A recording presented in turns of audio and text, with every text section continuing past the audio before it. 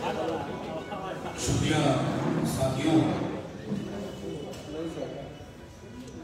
आप सब बीते कुछ हफ्तों से बिहार में लगातार चल रही बदल रही घटनाक्रम से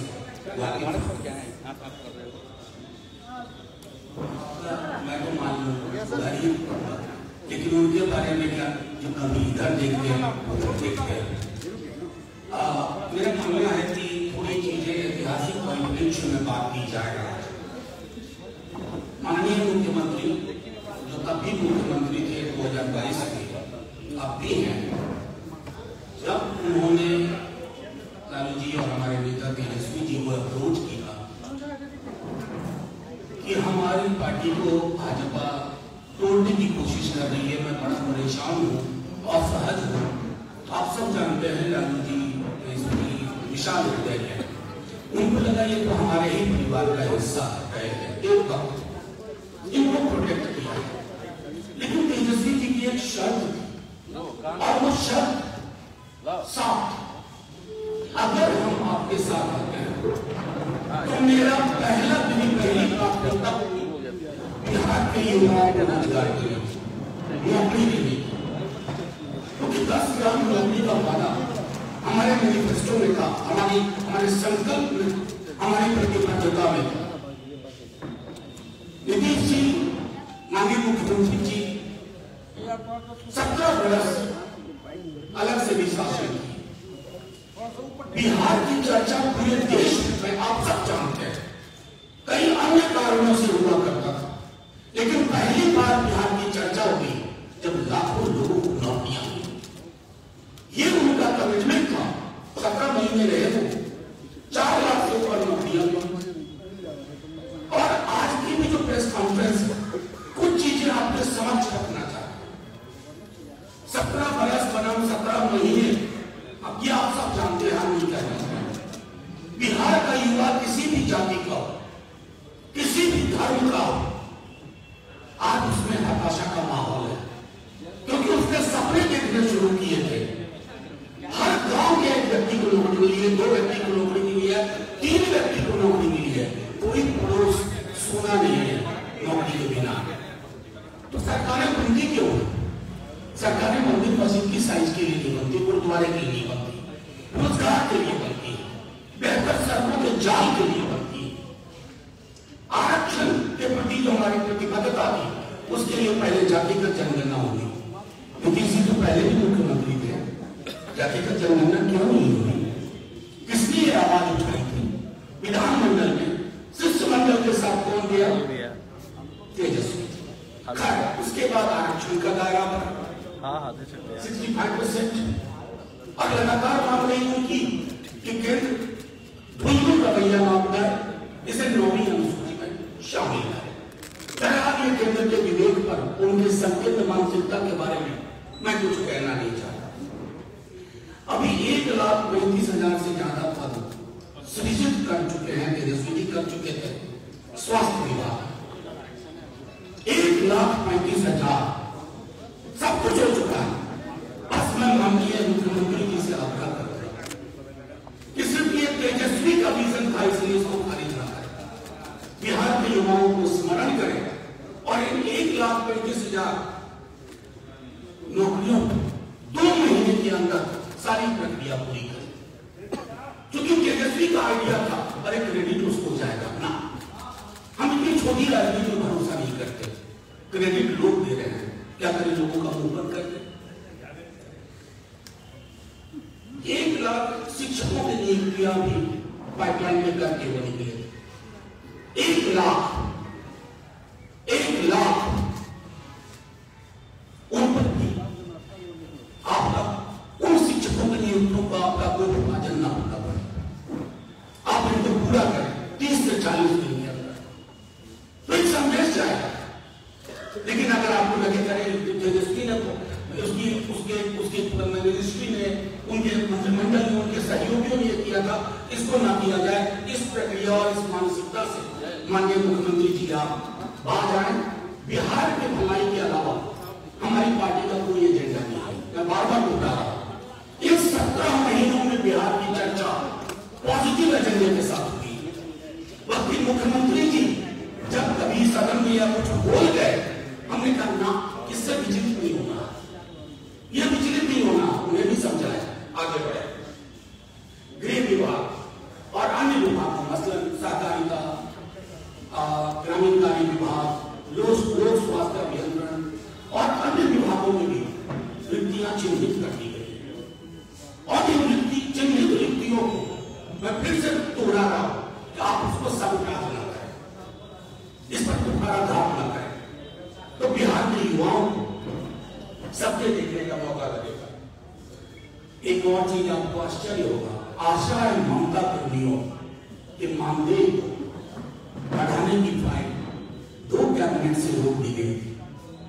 मैं खुद पटना में जाकर के महसूस करता, आशा कर्मियों के डेलीगेशन तेजस्वी जी से उनको भरोसा था, उनकी मानदेय बढ़ोतरी पर सब कुछ होगा, हस्ताक्षर हो चुके हैं अन्य स्वास्थ्य मंत्री, लेकिन नहीं, क्या बिगाड़ा है? तेजस्वी से ना प्रॉब्लम थी, वो भी क्या प्रॉब्लम थी कोई नहीं जानता, आज तक आप नहीं बोल पाए कुछ भी। आशा ममता कर्मियों के लिए क्यों कर रहे हैं दवा? उनका घर कैसे चलेगा? अब तेजस्वी जी से राजनीतिक लड़ाई लड़ी, अरे वो तो उस मिट्टी के बने हैं, झुकेंगे नहीं, लालू जी के बेटे। लेकिन आशा ममता कर्मियों का जो मानदेय बढ़ चुका है, उसको रोकने की कोशिश न करें। आप सबने देखा होगा कि दिनों में नहीं स्टेडियम गए, सारा कुछ उसका प्रोसेस में चुका है, मोनिटर स्टेडियम, कई हॉस्पिटल्स की काया पलट की सारी प्रोसेस हो चुकी है। 5 स्टार होटल्स को लेकर के, निवेश को लेकर के कई सारी चीजें हो चुकी है। इसको सिर्फ इसलिए मत रोक दीजिएगा मुख्यमंत्री जी कि यह सपना तेजस्वी का था, यह सपना बिहार का। तेजस्वी जी ने उस पर मोहर लगाई, उनकी मुहर को सिर्फ इसलिए खारिज न कर दीजिए कि आप इस लिखत के गिरते गिरते ऊपर जो होगा, ये फैसला संभवतः आपका ना रहा हो, स्वेच्छा से फैसला लेने के आप संभवतः समर्थ हैं या नहीं, मैं नहीं जानता, लेकिन ये जरूर जानता हूं कि कई नेतानुमा अधिकारी और कई अधिकारी-नुमा नेता क्या क्या फैसले करवा लेते हैं। इन फैसलों से आपका फासला बढ़ता है लोगों के साथ। 17 बरस आप रहे, अगर नियुक्तियां आपने की होती है तो इतनी पायलट ना होता। क्यों लाखों की नियुक्तियां हुई? क्योंकि पायलट आपके विजन में नहीं था, आपके दृष्टिकोण में नहीं था, आपके स्वभाव में नहीं था, आपके चरित्र में नहीं था। अब सब चीजें रास्ते में ले आए, आप निकल गए किस दबाव में, किस डर में, किस भय में, किस खौफ में, ये विश्लेषण पत्रकार करेंगे, बिहार की आम जनता करेगी। लेकिन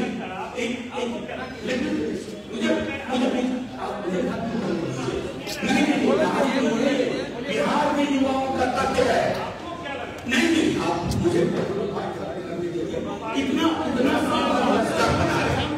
हाँ, मैं सिर्फ ये कहना चाहता हूँ, पॉलिटिकल लड़ाई लड़िए, लेकिन पॉलिटिकल लड़ाई के साथ साथ बिहार के हक और हकूक, लाखों लोगों के रोजगार बाधित न करिए, क्योंकि ये रोजगार तेजस्वी जी सत्ता में रह करके अगर दे रहे हैं तो सड़क पर रह करके भी आपको मजबूर कर देंगे। बस इतना मुझे कहना था। और आज की प्रेस कॉन्फ्रेंस इसी से सीमित है। मैं आपसे आग्रह करूंगा, आज की प्रेस कॉन्फ्रेंस से उत्पन्न मुद्दों पर आप मुझसे सवाल करें, मैं बाकी की तरह सवाल का जवाब देने से डरूंगा। मनोज झा जी, आपने कहा नौकरी देने की बात आपने की, लेकिन अभी नीतीश कुमार ने कहा है कि जो किया मैंने किया है, तेजस्वी यादव ने कुछ नहीं किया। 2005 से पहले की क्या स्थिति थी? आपको ऐसे कितना बता, वो तो 17 बरस से थे, अगर किया होता तो ये करने की जरूरत ही नहीं पड़ती। 17 बरस में कितने रोजगार किए? 17 महीने में कितने रोजगार किए? एक बच्चा जानता है बिहार का कि तेजस्वी का एजेंडा था बेरोजगारी यात्रा के बाद से ये कमिटमेंट था, कमाई, दवाई, सिंचाई, और उस एजेंडे को हमने खोया नहीं। जब आप चल के आए कि हमको बचा लीजिए, प्रोटेक्ट करिए, तेजस्वी जी की पहली शर्त नौकरी, नौकरी, नौकरी, और उस शर्त को 17 महीने में जितना तेजी से पूरा कर सकते थे, और जो कुछ वो साइन करके निकले फाइल जिनकी तैयार है, जिसको कैबिनेट में नहीं लाया गया, उनका जिक्र मैंने आपके समक्ष किया। मनोज झा जी, नीतीश कुमार ने कहा कि 2005 से पहले जो कुछ भी हुआ, उन्होंने याद दिलाया 2005 के पहले क्या होता था, शाम के बाद लोग नहीं निकलते थे। 2005 के बाद 2015 हुआ, 2015 के बाद 2022 हुआ, ये 2005 के बाद 2015 हुआ, 2015 के बाद 2022 हुआ, और 2005 में जिन बच्चों का जन्म हुआ आज वो वोटर नौकरी ढूंढ रहे हैं, उन्हें नौकरी दीजिए। इतिहास की विस्मृतियों में, गलत विस्मृतियों में मत उलझाइए। मैं अभी भी आग्रह करूंगा, नीतीश जी कह रहे हैं कि राहुल गांधी पूरा क्रेडिट ले रहे हैं, जो कास्ट सेंसस बिहार में हुआ उसका क्रेडिट राहुल गांधी ले रहे हैं, क्या वो भूल गए हैं? कास्ट सेंसस का क्रेडिट अगर किसी व्यक्ति को जाता है तो वो तेजस्वी यादव को, और नेशनल लेवल पर इस सुर मिलाने के लिए कांग्रेस पार्टी का धन्यवाद, डीएमके का धन्यवाद। क्या इंडिया अलायंस का नाम नहीं चाहते थे कि इंडिया हो? उन्होंने नाम बदल। सुनिए, मैं हर उस मीटिंग में रहा हूं, अगर सारी चीजें खोल करके सामने रख दूंगा ना, आपको बचाना मुश्किल होगा। एक सवाल और है, फिर जनता से क्यों छिप रहा है?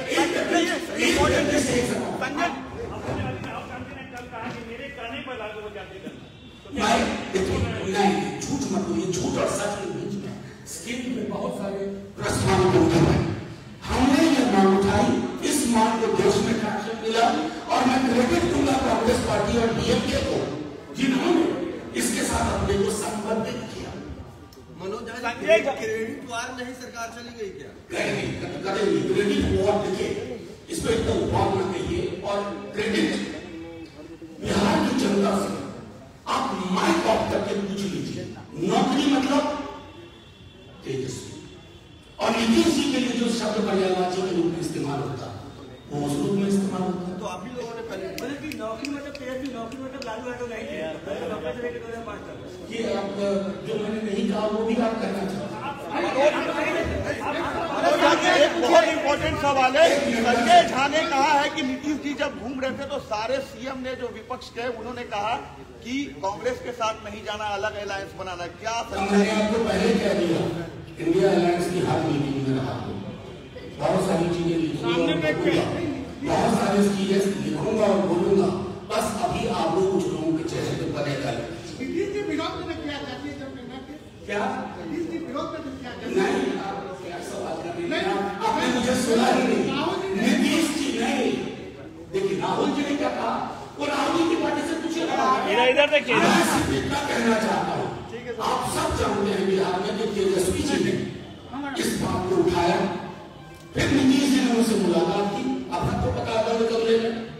उसके बाद नीतीश जी दिल्ली तक गए, तेजस्वी जी ने ही प्रधानमंत्री के समक्ष सारी बातें रखी, प्रधानमंत्री जी की चुप्पी भी ऐतिहासिक दस्तावेज, और उसके बाद जो कुछ हुआ जनगणना संपन्न हुई, कोर्ट में कौन गया मुझे पता है, भाजपा नहीं थी ना। सॉलिसिटर जनरल कौन है, कौन अपॉइंट करता है सॉलिसिटर जनरल, वो क्यों गए थे? रोकने के लिए